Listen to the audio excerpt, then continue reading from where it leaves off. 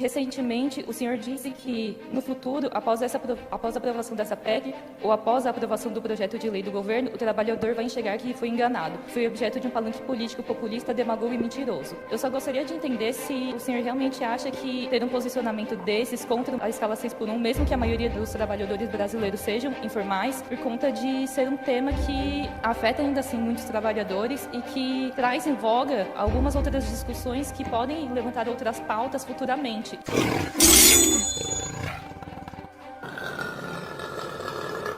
Uma das maneiras que você tem de ser mais do que um voto dentro da Câmara dos Deputados é você entender o regimento. Isso porque você não negocia, porque às vezes as pessoas perguntam, pô, como é que é a negociação lá? Você oferece a mala de dinheiro para um, depois recebe mala do outro? Não. É óbvio que tem isso também, mas a negociação republicana, né, não é nem sobre, eu vou votar a favor do seu projeto, você vota a favor do meu, mesmo porque você tem uma opinião, você tem uma ideologia, você tem um eleitor, e não faz sentido você, olha, eu vou votar com um projeto que eu discordo, em troca de você votar no projeto que você discorda. Não. Então, qual que é uma das principais maneiras de você fazer a negociação republicana? De você negociar tempo.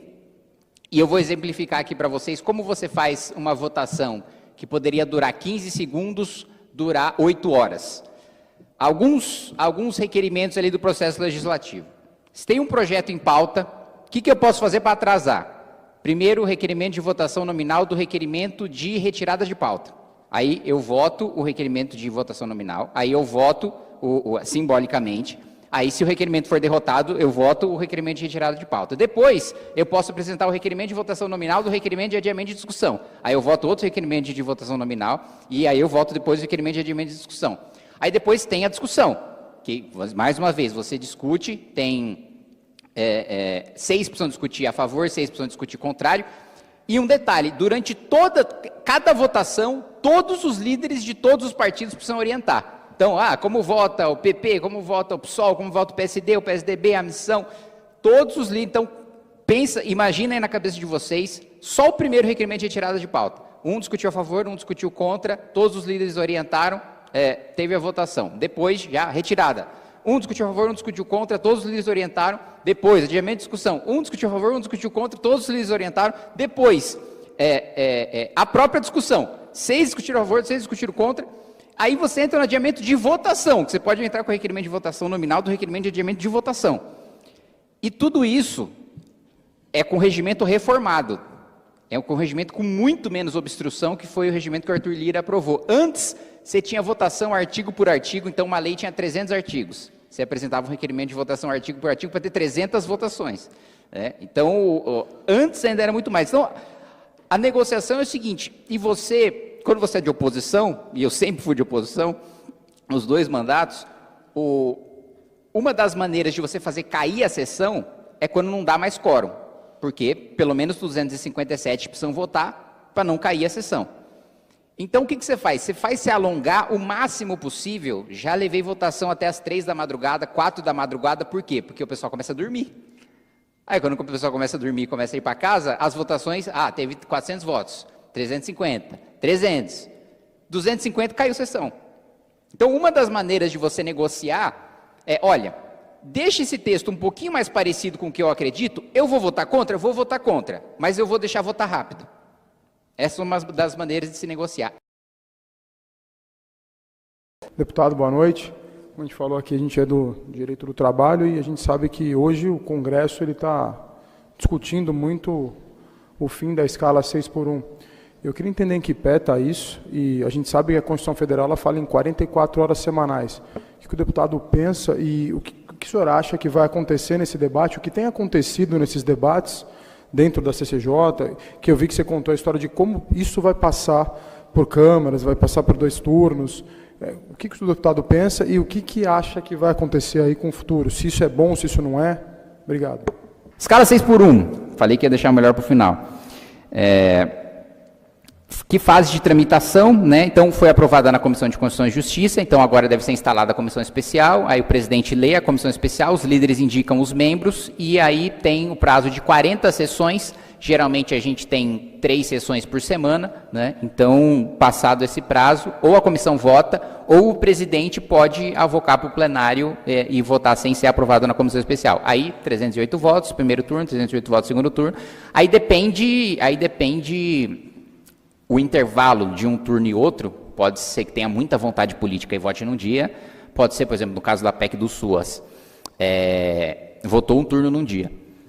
Aí o governo, por que não votou o segundo turno ainda? Porque o governo está barrando o Ministério da Fazenda, mais especificamente porque está preocupado com o impacto, né? Então, pode ser que haja resistência de algum setor em relação ao texto final que faça com que... E na comissão especial é onde a gente de fato debate o mérito, né? Provavelmente eu não vou ter cadeira lá, porque eu sou um partido de um homem só, então eu fico com as comissões menos importantes. As comissões especiais de maior visibilidade, geralmente na distribuição, fica para os partidos maiores.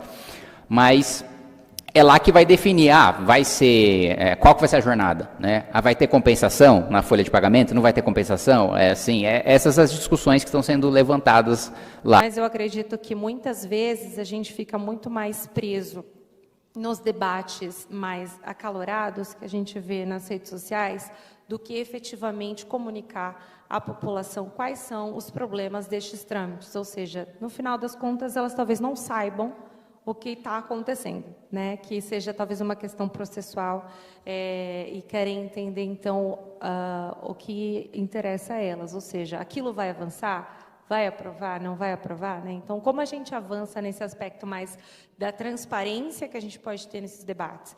E também, como você acha que isso pode refletir na opinião pública, sobretudo em um ano de eleições, né?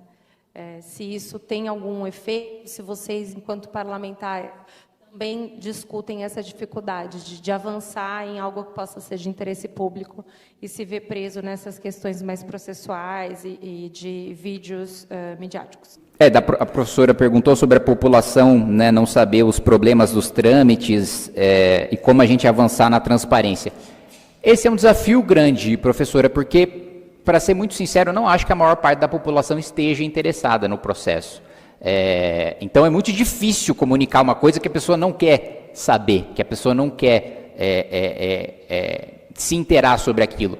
E, sendo muito sincero, eu também não acho que a maior parte das pessoas deva se ocupar com isso, porque já é difícil as pessoas...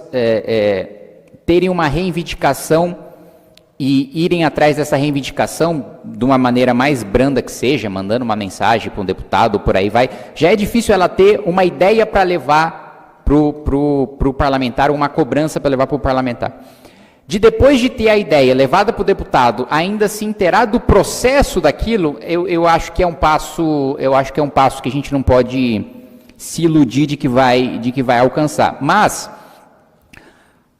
você colocou uma pergunta interessante sobre avançar em propostas de interesse público que estão fora de debate de rede social ou de embates ideológicos. Bom, eu tenho um exemplo de hoje, né? Hoje, eu vim de Brasília, eu aprovei um projeto sobre descarte irregular de lixo, no plenário da Câmara, já em fase de tramitação final. E foi unânime, né? Estava lá no plenário, eram poucos os que estavam no plenário, né? E geralmente, essa semana, como teve feriado, liberaram para votar pelo celular. Quando libera para votar pelo celular, Brasília fica bem esvaziada, são os poucos que se interessam em debater as matérias. Uma que estava lá e que eu respeito muito é a Heloísa Helena, que era do PT, fundadora do PSOL, e ela votou, não só votou a favor do meu projeto, orientou o PSOL a votar junto com o meu projeto e elogiou a iniciativa do projeto. Então, existem projetos que são aprovados e que tramitam sem muitos holofotes, mas que são importantes e que são fruto de consenso. Geralmente, quando tem uma proposta que todo mundo concorda, na Câmara a gente costuma falar que foi do Novo ao PSOL. Então, esse é um exemplo de proposta do Novo ao PSOL. Boa noite, deputado. Aproveitando a pergunta do professor Pedro, eu gostaria de tocar nesse assunto também da escala 6x1, porque é uma coisa que está muito em voga ultimamente, e Recentemente, o senhor disse que, no futuro, após a aprovação dessa PEC, ou após a aprovação do projeto de lei do governo, o trabalhador vai enxergar que foi enganado, que foi objeto de um palanque político populista, demagogo e mentiroso. Depois, o senhor também disse que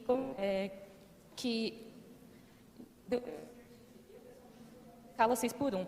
Trabalhei no meu primeiro emprego na escala 6x1 em uma saga de 4 horas de condução. É absolutamente justo que o trabalhador tenha tempo para estudo, lazer, descanso e com a família. Mas essa aprovação não mudaria nada em meu emprego, porque era informal. Eu só gostaria de entender se o senhor realmente acha que é válido ter um posicionamento desses contra a escala 6x1, mesmo que a maioria dos trabalhadores brasileiros sejam informais, por conta de ser um tema que afeta ainda assim muitos trabalhadores e que traz em voga algumas outras discussões que podem levantar outras pautas futuramente, e não só sobre esse campo específico. Obrigada. Bom, perguntaram mais especificamente, né, a minha opinião, meu posicionamento sobre escala 6x1. Eu reforço aquilo que eu disse na Comissão de Constituição e Justiça, né? É óbvio que ninguém defende que o trabalhador tenha a sua vida tomada, a maior parte, pelo trabalho, inclusive no sábado, inclusive no final de semana, e que ele tenha tempo para estudar, que ele tenha tempo para sua família, que ele tenha tempo para lazer. Como eu já disse, eu mesmo já senti na pele isso. E o meu posicionamento principal é o seguinte: a PEC não vai acabar com a escala 6x1. A PEC não vai fazer com que as pessoas deixem de trabalhar 6 dias por semana. Esse é o meu posicionamento principal. Por quê? É mais complexo mudar a realidade material do que você aprovar uma norma na Constituição. Tanto que existe uma expressão muito comum, os professores devem conhecer, de lei que não pega, né? Tem quantas legislações que já foram aprovadas e que, entre aspas, dizem que não pega, que não entra em vigor, que parece não gerar efeito. E eu digo isso porque a economia é uma realidade material. Se a gente não muda a economia, se a gente não muda a lógica de produção, se a gente não muda a produtividade, se a gente não muda o quanto cada trabalhador recebe, gera de valor, se a gente não muda se a gente não discute desoneração de folha de pagamento, se a gente não discute desoneração do consumo, não vai ter mudança material. Não há lei que imponha. Não há lei, então, por mais que a gente possa ter acabado com a escala de direito, e é o exemplo que eu dei também na Comissão de Constituição e Justiça. Foi aprovado, em 2013, a PEC das domésticas. A promessa da PEC, e está na nossa Constituição hoje, que toda empregada doméstica tem direito ao FGTS, a férias remuneradas, 13º, por aí vai. Não é isso que acontece hoje. A maior parte são diaristas, porque não houve uma mudança de realidade material que sustentasse aquela mudança formal, que sustentasse aquela mudança na Constituição. Por isso que eu digo que é populista, que é demagogo, que é palanque eleitoral. Porque aí os deputados sabem que isso, e eu digo aqui para vocês com muita sinceridade, nos bastidores, os deputados sabem e admitem que não vai mudar a realidade, e que é palanque. A diferença é que eu sou um dos únicos que, a mesma coisa que eu falo no bastidor, eu falo no público. E outro ponto, que os estudantes aqui de direito sabem, os professores também sabem. Não precisava de projeto, não precisava de PEC. Bastava um projeto, como o governo mandou um projeto com urgência constitucional, que é uma coisa que eu estou falando há 2 anos. Gente, se quisessem aprovar, se acreditassem que o texto de fato acabaria com a escala 6x1, tinham mandado o projeto com urgência constitucional, porque esse sim tranca a pauta e não tem gambiarra que a gente possa fazer, como a gente faz com medida provisória. Só é PEC por quê? Porque o processo é mais longo. E por que querem que o processo seja mais longo? Para captar politicamente o maior tempo possível em cima da pauta. Não se enganem, gente. Muitas das coisas que tramitam devagar, propositadamente tramitam devagar para gerar mais palanque em torno daquele assunto, principalmente quando é um assunto popular. Principalmente quando é um assunto que a maioria esmagadora da opinião pública acha que vai fazer uma coisa e, portanto, apoia e aplaude e vota e financia o parlamentar que apoia aquela medida. Por isso que eu tenho esse discurso, eu mantenho o meu discurso de que só é PEC porque vai parar para fazer campanha para coletar assinatura de 171 deputados. Aí isso dá visibilidade para quem está propondo. Vota na CCJ, é discutido na CCJ, dá visibilidade para quem está propondo. Tem comissão especial, a gente está falando de meses de protagonismo para quem está propondo. Vota em 2 turnos na Câmara, mais uma vez, mais um período, mais alguns dias que dá de protagonismo para quem está propondo. Aí vai para o Senado passar por um trâmite semelhante, mas com um número menor de membros. Mais uma vez, meses que poderiam ser transformados em 45 dias. Essa proposta foi protocolada em fevereiro do ano passado. Se fosse um projeto de lei com urgência constitucional, em março estava aprovado. Por que não mandaram? Porque não é o objetivo. É isso. Muito obrigado.